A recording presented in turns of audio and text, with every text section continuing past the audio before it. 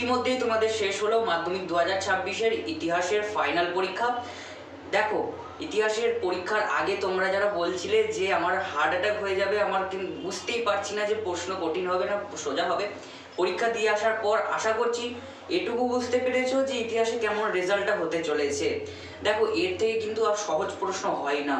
তোমরা দেখো, প্রথম এমসিকিউ থেকে শুরু করে একেবারে 8 নম্বর প্রশ্ন পর্যন্ত তোমরা যা যা এক্সপেক্ট করতে চেয়েছিলে সেইগুলোই কিন্তু এসেছে।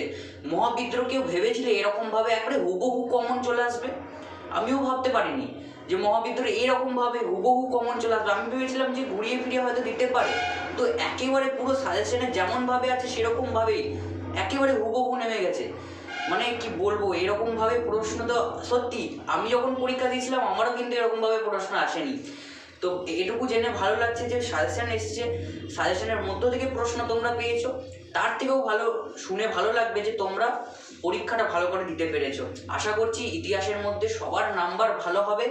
আর ম্যাপ পয়েন্টিং তোমাদের তো হুবহু কমন ছিল, হুবহু সাজেশনে যেমনভাবে বলেছিলাম সেরকমভাবেই নেমেছে। এর পরবর্তীতে কিছু হয়তো দু একটা মিস ছিল, ঠিক আছে? তো যেগুলো তোমরা যদি এর মধ্যে থেকে কিছু আনকমন প্রশ্ন পড়েও ছিল হয়তো, সেই প্রশ্নগুলো হয়তো আশা করছি ভালোভাবে নামাতে পেরেছো। যেমনভাবে বলেছিলাম যে একটু ভালোভাবে প্রশ্নটা পড়ো, বোঝো কি বলতে চেয়েছে, সেরকমভাবেই নামিও। আশা করছি এরকমভাবেই তোমরা, যদি কারোর আনকমন প্রশ্ন পড়েছিল এর মধ্যে, তাহলে হয়তো সেগুলোকেও তোমরা অ্যাটেন্ড করে দিয়ে এসেছো, এটুকুই আশা রাখছি। তার মধ্যে থেকে তোমাদের 4 নম্বরের যে সমস্ত প্রশ্নগুলো ছিল তাও কিন্তু কমন এসেছে, ঠিক আছে? উপেন্দ্র কিশোর রায়চৌধুরী সেটাও কমন এসেছে। সমস্ত কিছু ছাত্রদের বঙ্গভঙ্গ বিরোধী আন্দোলনে ছাত্রদের অংশগ্রহণ সেটাও কিন্তু তোমাদের এসেছে। বাদবাকি সমস্তই আমি দিতে পেরেছি, এটুকু জেনে আমি খুশি হচ্ছি। তার থেকেও বেশি খুশি হব তোমাদের যেদিন রেজাল্ট বেরোবে এবং ইতিহাসে যেদিন ভালো রেজাল্ট করতে পারবে সেই দিনও কিন্তু খুশি হব। তোমরা অবশ্যই কমেন্টে জানিও কত কেমন আশা করছো, ইতিহাসে 90-এর মধ্যে 100-র মধ্যে কেমন আশা করছো সেটাও কিন্তু তোমরা জানিও। আশা করছি সবাই ভালো হয়েছে। এবার যদি কেউ বলো যে আমার পরীক্ষা একেবারেই ভালো হয়নি, তাহলে কিন্তু খুব খারাপ ব্যাপার। দেখো, এত সহজ কিন্তু প্রশ্ন হয় না ইতিহাসের। কতটা সহজ বলো তো? একেবারে তুমি দেখো না, 8 নম্বরের প্রশ্ন প্রথমেই মহাবিদ্রোহ, দেখে তো মানে একেবারে কি বলবো, বলার কোনো ভাষাই নেই। এই এত সহজ প্রশ্ন যদি ভালো পরীক্ষা না হয় তাহলে কিন্তু খুব ভাগ্যের ব্যাপার, দুর্ভাগ্যের ব্যাপার, ঠিক আছে? তো আশা করছি সববার পরীক্ষা ভালো হয়েছে। আগামীকাল তোমাদের ভূগোল পরীক্ষা আছে, পরের পরীক্ষায় তোমাদের ভূগোল পরীক্ষা। একটু রেস্ট নাও ভূগোলের জন্য, তারপর প্রস্তুতি নিতেই হবে।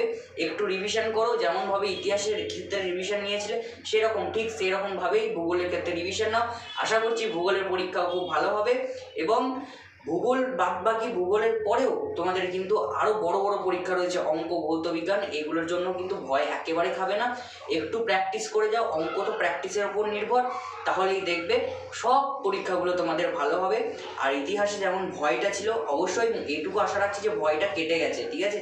তো ভালো করে পড়ো, ভূগোল থেকে শুরু করে জীবন বিজ্ঞান, ভৌত বিজ্ঞান, অঙ্ক, সমস্ত পরীক্ষা তোমাদের ভালো হবে, এটুকুই চাইছি।